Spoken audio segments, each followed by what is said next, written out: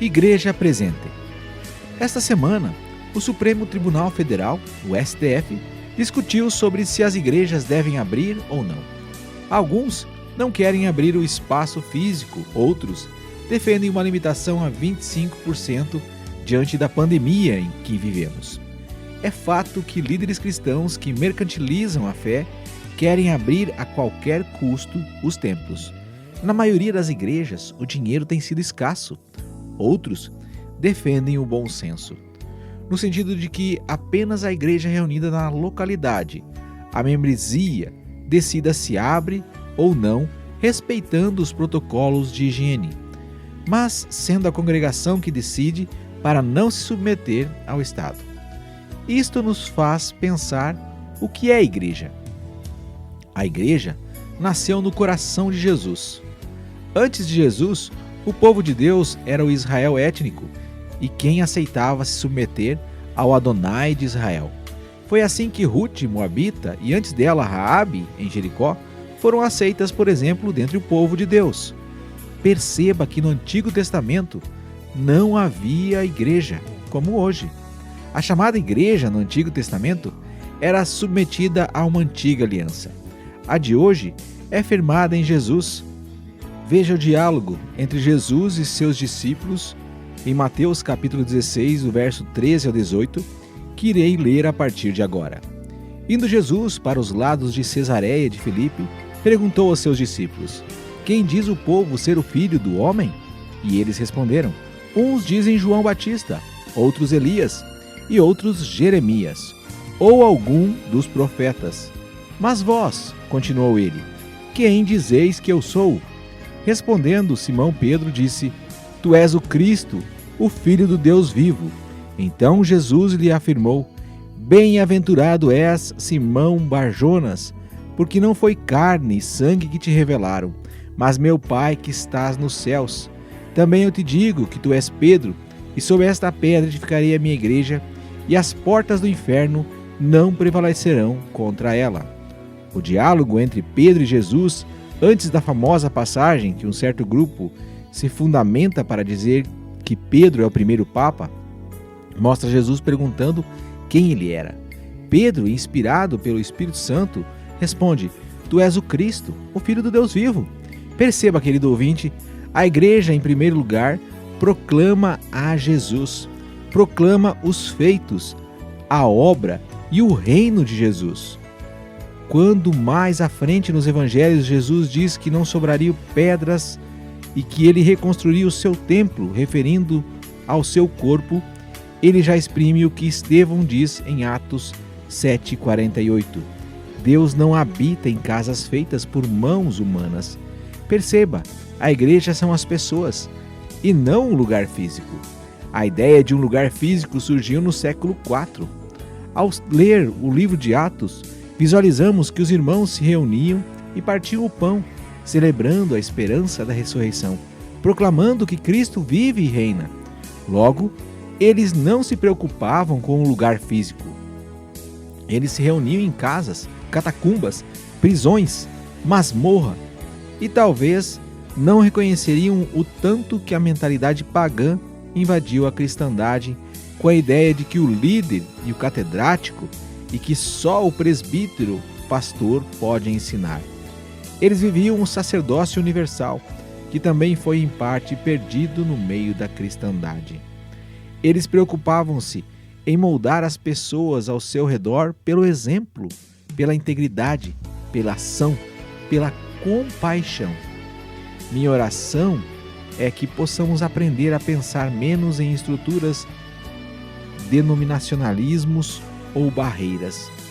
Que as paredes não falem mais e que as lideranças de uma igreja ou assembleia local, que desejar se reunir em um número menor ou então continuar nesses tempos ainda na forma virtual, seja livre para fazer, desde que não esqueça de sua missão, de ser uma igreja presente na sociedade e que transforma, que abençoa, sem pedir ouro ou prata, mas que serve não para que a sociedade melhore, mas para que a sociedade olhe através de nossas ações para o reino de Cristo Jesus. Reflexões de Arcade.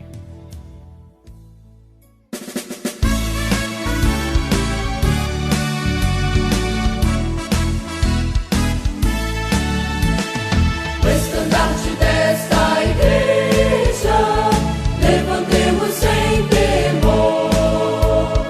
Ela é muito amada, a esposa do bendito Salvador. É Jesus o comandante, verdadeiro que a conduz. Somos nós os seus soldados, nessa igreja de Jesus, resolutos a avançar, trabalhando com Jesus, o estandarte levantar, espalhando a sua luz. Ó igreja, dediquemos nossos corpos ao Senhor. Não devemos ser escravos do sagaz enganador. As riquezas nos são dadas pela eterna mão real. E o Senhor do céu observa se fazemos bem ou mal, resolutos a avançar, trabalhando com Jesus, o estandarte levantar, espalhando a sua luz. Graça e glória te pertencem, ó esposa do Senhor. Seja um instrumento de salvar o pecador, pois a Deus fiz do mundo, Cristo mesmo reinará. E o domínio do Evangelho toda a terra abrangerá, resolutos a avançar, trabalhando com Jesus, o estandarte levantar,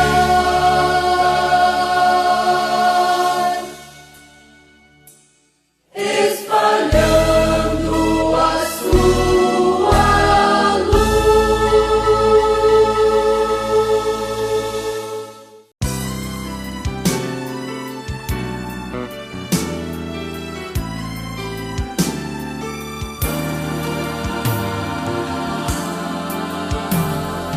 Eu e você, igreja presente, nação entre as nações, família de Deus, um povo entre os povos, luz pra toda a gente, uma voz, um coração,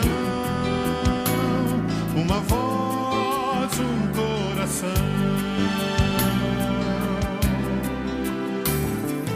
Cristo, esperança de um mundo melhor, sol da justiça brilha em nós. O seu mandamento importa obedecer, de ser luz resplandecer, de ser luz resplandecer. Chegou a nossa hora de ser parte da história, de ousar e ir avante, de sair e proclamar. Cristo Jesus é o Senhor, a Ele toda a glória e louvor. Cristo Jesus é o Senhor, a Ele toda a glória e louvor. Missão é ação, transforma e abençoa, motiva a nossa vida, ajuda as pessoas, enfrenta a miséria, reparte o pão da vida com paixão e salvação, com paixão e salvação. Chegou a nossa